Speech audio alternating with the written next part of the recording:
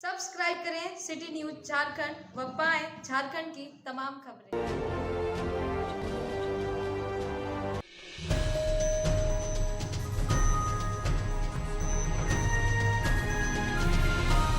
Garhwa police ने गुप्त सूचना के आधार पर 5 लाख का इनामी नक्सली सब जोनल कमांडर रविंद्र मेहता उर्फ छोटा व्यास को गिरफ्तार किया है।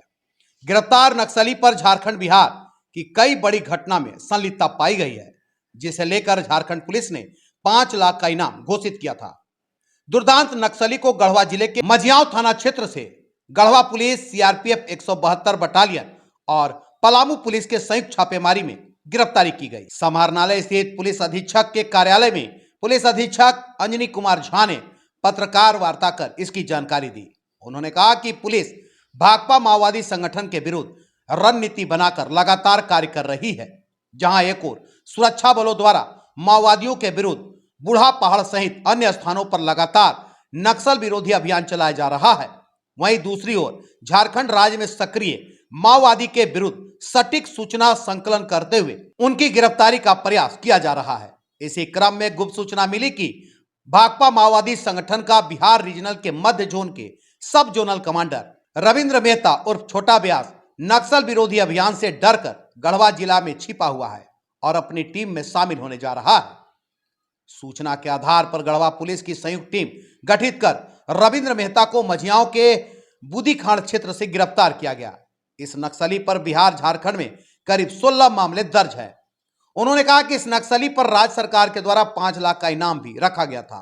इसकी गिरफ्तारी होने के बाद यह इनाम छापेमारी अभियान में शामिल पुलिस और सीआरपीएफ के जवानों को दिया जाएगा। गढ़वा से आयुष तिवारी की रिपोर्ट।